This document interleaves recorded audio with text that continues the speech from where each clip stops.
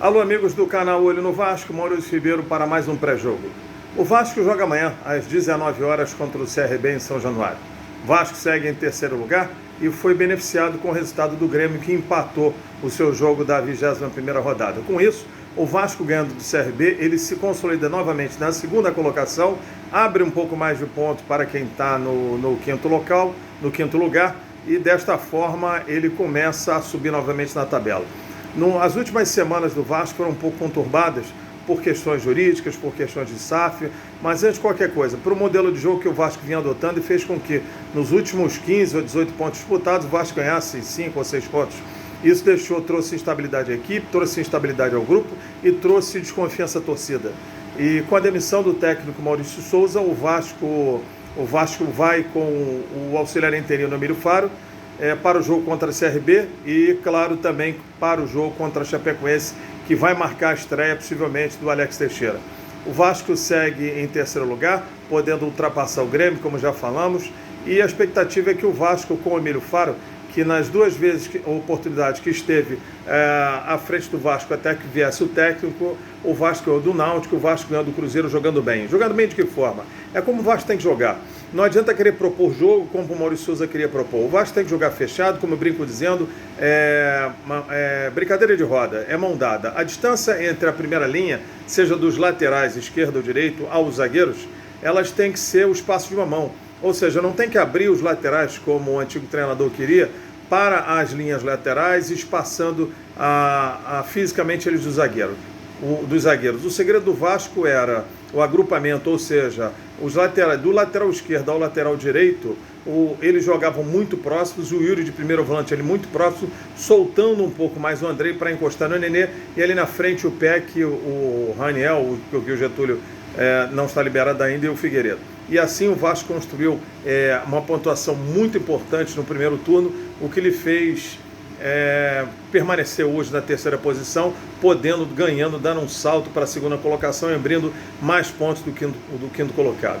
A expectativa dos jogadores é que o time volte ao seu trilho normal, a expectativa da torcida é que o Vasco tem uma movimentação diferente, é aquele futebol que a gente não gosta, é um futebol que não é vistoso, mas é um futebol que é funcional, é um futebol em que as linhas se colocam mais agrupadas, as mais compactadas, a primeira e segunda linha mais próxima, e a gente espera que haja uma movimentação, seja do lado esquerdo ou direito, entre o Peck e o Figueiredo, que não vem fazendo boas partidas nos últimos tempos, mas que eles façam uma movimentação acompanhando os alas ou os extremas do CRB, que também não é um time bobo. Se eu não me engano, o CRB não perde há 8, 9 jogos, teve um início de Campeonato Brasileiro ruim, veio um novo treinador, o time joga compacto, o time joga, um time alagoano, não é um time bobo, um time que sabe sair para o jogo, tem uma defesa consistente, e não é à toa que ele está na 8ª colocação, podendo, assim, ganhando, dar um salto até próximo do G4. Então eles vêm com sede de vitória,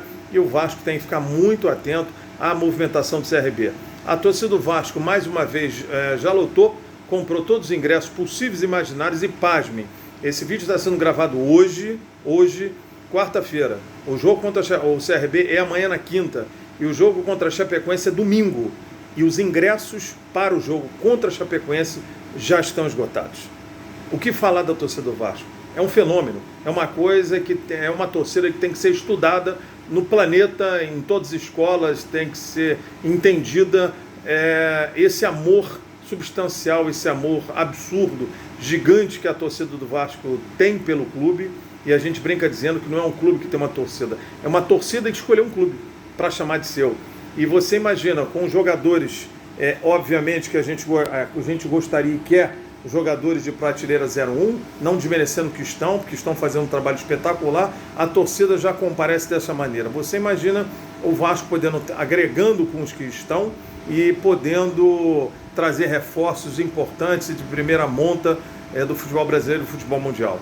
Então a gente teve durante a semana a palavra do capitão Anderson Conceição, tivemos informações de que o grupo tem um ótimo relacionamento com o Emílio Faro, muito estudioso, tem um entendimento do trabalho do Zé Ricardo, que esteve junto, é da comissão técnica permanente, é um treinador que fez o simples, fez o tranquilo, põe a primeira linha agrupada, encosta a segunda, e a terceira precisa de movimentação. diz o Figueiredo do PEC, se fizerem um corredor, fizerem um facão para dentro, para abrir espaço, seja para o Edmar um pouquinho, ou até para o Gabriel Dias, que tem um pulmão privilegiado, mas o que o Vasco precisa é de movimentação, precisa rodar a bola de um lado para o outro, balançar o adversário. Balançando o adversário, bola no Nenê, os espaços vão aparecer. Que se você fizer uma marcação, um jogo só pelo miolo central, você fizer um jogo estático, fica muito fácil para a marcação adversária.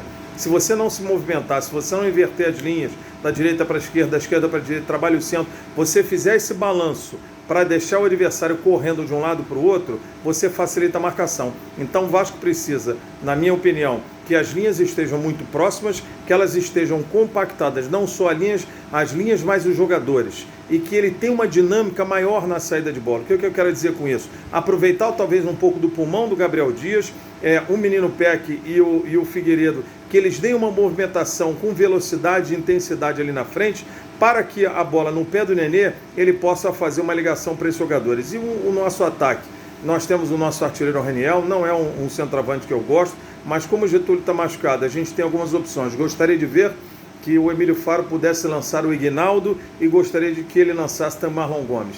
Eu acho que são dois jogadores que vão dar muita intensidade, já entraram em alguns jogos, entregam intensidade, tranquilidade, são dois jogadores em transição, mas ele junto com o Figueiredo, junto com até o menino Pé que está ali, apesar de que a mudança pode ser com eles ali, são jogadores jovens que entregam intensidade. Você imagina num meio ali, você poder ter o Yuri, o Andrei e você ter o Marlon. E lá na frente você pode tirar o Peck, você espetar o Raniel, Figueiredo e Nenê, ou você tira o Raniel, deixa o Peck, o Nenê de um falso 9 e o Figueiredo. Pode meter o Figueiredo no meio, o Peck pela esquerda, o Nenê, ou seja, existe uma variação muito legal que pode ser feita, aproveitando o Ignaldo, aproveitando o Marlon Gomes. O importante é que o Vasco, neste próximo jogo, é fundamental a vitória para deixar para trás toda aquela confusão, aquela energia negativa, aquela coisa ruim que o time não arrancava, não fazia pontuação. Você via no semblante dos jogadores que eles não estavam satisfeitos, que não estava dando liga.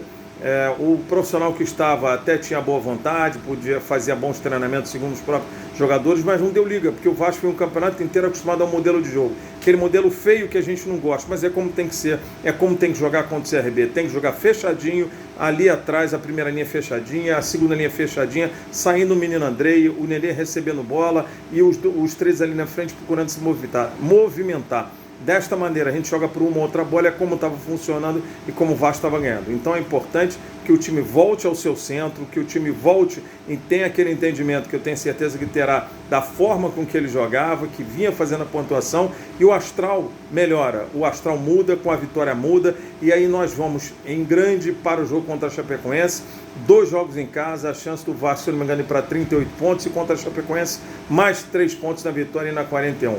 Então o que a gente espera são 2 vitórias em casa, uma de cada vez. Começamos com o CRB amanhã, jogando as linhas agrupadas, brincadeira de roda, mãozinha dada, todo mundo junto ali atrás, o Yuri protegendo a zaga e soltando mais a segunda linha com o Andrei, com o Nenê e os 3 se movimentando ali na frente. E o time jogando agrupado, mas fechadinho de olho no CRB, que também tem uma boa equipe e tem interesse na vitória, que já não perde alguns jogos.